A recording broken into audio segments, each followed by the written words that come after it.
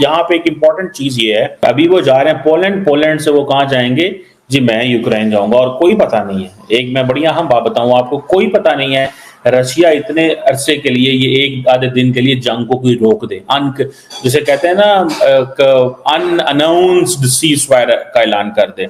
ठीक है, देख ले तो इस वक्त इंडिया एक एशियन टाइगर है। एशियन टाइगर इंडिया, आप मानते हैं इस बात को? मैं इसको ओपनली मानता हूँ। इंडिया जो है वो इस वक्त जो थर्ड वर्ल्ड कंट्रीज में है उसमें इंडिया एशियन टाइगर है। अच्छा। और काफ़ी आगे रन कर। जब दुनिया की बड़ी इकोनॉमीज आपस में लड़ पड़ेंगी, वो अपनी इंडस्ट्री पे ध्यान ही नहीं देगी, वो जस्ट आपस में लड़ते रहेंगे, लड़ाई करते रहेंगे, तो सारा फायदा इंडिया का ही है। दुनिया में जितनी ज़्यादा सेल या जितनी ज़्यादा प्रोडक्शन का काम है वो इंडिया से जाएगा। खाने से लेके, पीने से लेके, कपड़े से लेके, जूते से लेके, हर ईच एंड एवरीथिंग। जब इतना ज़्यादा प्रॉफिट इंडिया को मिलेगा, ऊपर बात वो ये है कि इंडियन प्राइम मिनिस्टर मोदी जो हैं वो यूक्रेन जा रहे हैं इस वक्त, और ये जो है ये किसी ना किसी जगह जाके मुझे लगता है कि अभी खत्म हो जाएगा। ये जो इसकी ये एक दफा ये सीज फायर हो और अल्लाह करे जल्दी हो जाए। ये सॉफ्ट पावर की इस्तेमाल करके इमर्ज हो रही है, तो ये अच्छा होगा कि अगर कोई मुल्क किसी से आगे बढ़ना चाहता है तो वो सॉफ्ट पावर का इस्तेमाल करे। अगर वो किसी न्यूक्लियर वेपन की तरफ जाते हैं तो जाहिर बात है उनको भी नुकसान होगा। और ये विजिट बहुत इंपॉर्टेंट है। मिलने इसका मतलब ये होता है कि मोदी साहब का कोई भी दौरा सिर्फ टॉक ऑफ द टाउन नहीं होता, टॉक ऑफ द वर्ल्ड होता है। इंडिया एक ऐसी ताकत है कि दुनिया के बेशुमार ऐसे कंट्रीज़ हैं जो ये चाहते हैं कि इंडिया उनकी तरफ रहे, या भारत का वजीर आज़म जो है वो उनकी साइड ले, दूसरे की साइड क्यों ले रहा है, हमारी साइड ले। इसके पास ज़्यादा पावर हो, इकानमी हो, उसकी चल रही है। वेपन की पावर की बातें जो हैं वो आजकल ख़त्म हो गई हैं। हाँ। क्योंकि 24 का ज़माना चल। तो हम कब निकलेंगे ये एटम बम और बटन से? हम तो भारत के वजीर आज़म Narendra Modi Poland and Ukraine का दौरा कर रहे हैं। और मज़े की बात यह है कि पिछले महीने ही तो अभी वो रशिया गए हुए थे। बहुत सारे दोस्तों का ये कहना है कि नरेंद्र मोदी इस पोजीशन में मौजूद हैं कि वो चाहें तो भारत एक ऐसा रोल अदा कर सकता है जिसमें यूक्रेन और जो रशिया के मामलात हैं वो करीब लाए जा सकते हैं। ये क्योंकि चाइना के पास वो रोल मौजूद नहीं है, क्योंकि अमेरिकन पसंद नहीं करेंगे। और गो के इस वक्त यूरोप के अंदर से बहुत सारी ऐसी आवाज़ें आ रही हैं, और वो आवाज़ें यही हैं कि हमें इस जंग को बंद करना चाहिए। यहाँ पे एक इम्पॉर्टेंट चीज़ ये है, अभी वो जा रहे हैं पोलैंड, पोलैंड से वो कहाँ जाएंगे जी, मैं यूक्रेन जाऊँगा। और कोई पता नहीं है, एक मैं बढ़िया हम बात बताऊँ आपको, कोई पता नहीं है रशिया इतने अरसे के लिए, ये एक आधे दिन के लिए जंग को कोई रोक दे, जिसे कहते हैं ना अनअनाउंस्ड सीज फायर का ऐलान कर दे। ठीक है, अनटिल एंड अनलेस के यूक्रेन की फोर्सेस उन पे हमला ना करें। और ये विजिट बहुत इंपॉर्टेंट है। आप ये समझ लें कि नरेंद्र मोदी साहब ने प्रेसिडेंट पुतिन को गले लगाने के बाद, उनको हक करने के बाद, अब वो ज़ेलेंस्की से मिलेंगे। तो आपको याद होगा कि मोदी साहब का जो दौरा था मॉस्को का, वो बहुत टॉक ऑफ द टाउन रहा।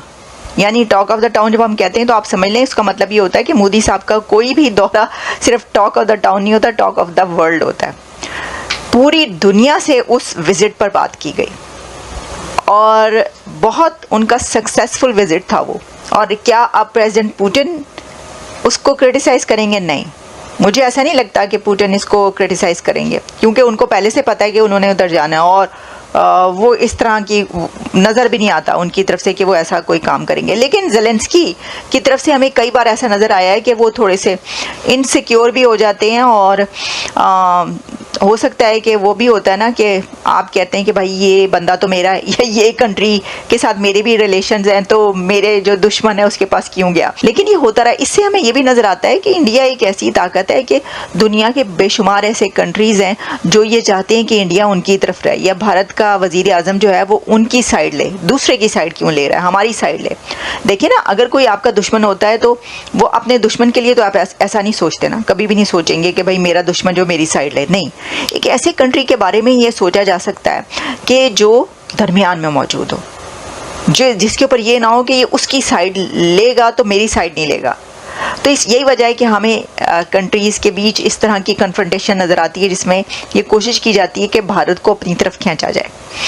अच्छा, अब आप ये देखें कि ये जो शतरंज की बिसात है जियोपॉलिटिक्स की, इसके ऊपर इंडिया और मोदी साहब कैसे ज़बरदस्त तरीके से खेल रहे हैं, अपनी चालें चल रहे हैं। बड़े लेवल का लीडर जिसकी बात दुनिया सुनती हो, जिससे दुनिया बात करती हो, और जो एक ऐसा स्टेटस रखता हो कि वो किसी को कोई बात कहना चाहे तो धड़ल्ले से कह सके।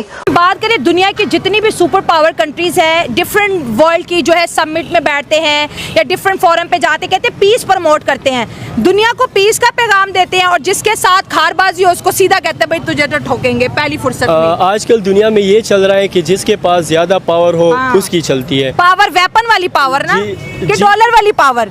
डॉलर की पावर, क्योंकि इकानमी काफ़ी आजकल ग्रोथ कर रही है, जिसके पास ज़्यादा पावर हो इकानमी हो उसकी चल रही है। वेपन की पावर की बातें जो हैं वो आजकल ख़त्म हो गई हैं, क्योंकि 24 का ज़माना चल। तो हम कब निकलेंगे ये एटम बम और बटन से? हम तो दुनिया से 100 साल या 200 साल पीछे हैं, ये जस्ट बातें चल रही हैं और तो कुछ भी नहीं है। और तो कुछ अच्छा, अगर लेट्स सपोज जैसे आपने कहा ऐसा होगा नहीं, क्योंकि देखिए दुनिया में 3 ही सुपर पावर्स हैं, अमेरिका, चाइना एंड तीसरी बनने वाली इंडिया, ठीक हो गया, ये साउथ एशिया के अंदर।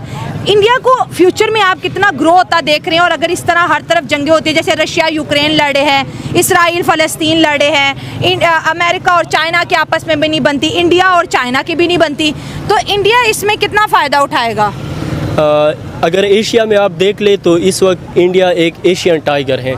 एशियन टाइगर इंडिया, आप मानते हैं इस बात को? मैं इसको ओपनली मानता हूँ। इंडिया जो है वो इस वक्त जो थर्ड वर्ल्ड कंट्रीज में है उसमें इंडिया एशियन टाइगर है। अच्छा। और काफ़ी आगे रन कर रहे हैं। इंडिया और पाकिस्तान के ताल्लुकात कैसे देख रहे हैं आप?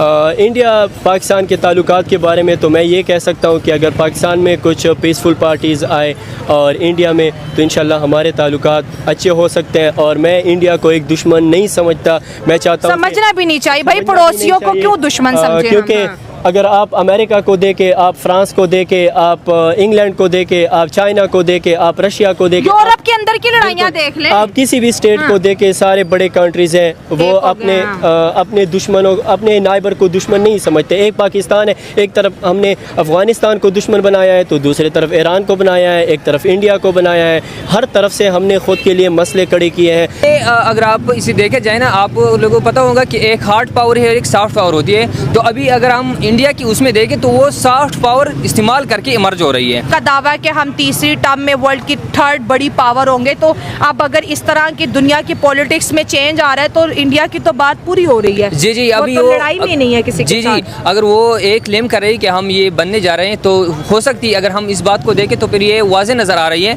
कि अगर ये दोनों जो अभी लड़ पड़ते हैं, हम जो हम देख रहे हैं या जो दिख रहे हैं बाहर दुनिया को, तो ये इंडिया सॉफ्ट पावर इस्तेमाल करके अपने आप को इमर्ज कर रहे हैं। दोस्तों, आज की एक और नई वीडियो में आपका स्वागत है। और रसिया ने ऐलान किया है कि पीएम मोदी जितनी देर यूक्रेन में रहेंगे, जितनी देर यूक्रेन विजिट उनका रहेगा, उतनी देर जो है वो युद्ध विराम रहेगा, उतनी देर कोई भी जो फाइट है वो नहीं होगी। और ये देखकर पूरी दुनिया और ख़ास करके पाकिस्तान का मीडिया शॉक्ड रह गया है कि प्राइम मिनिस्टर मोदी का दोनों ही कंट्री में बहुत ज़्यादा सम्मान है, चाहे वो यूक्रेन हो चाहे वो रसिया हो। और व्लादिमीर पुतिन तो अपना दोस्त मानते हैं पीएम मोदी को।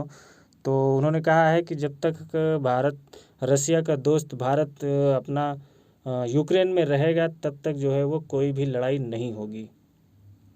तो इसको देखकर पाकिस्तान का मीडिया काफ़ी शॉक्ड रह गया है।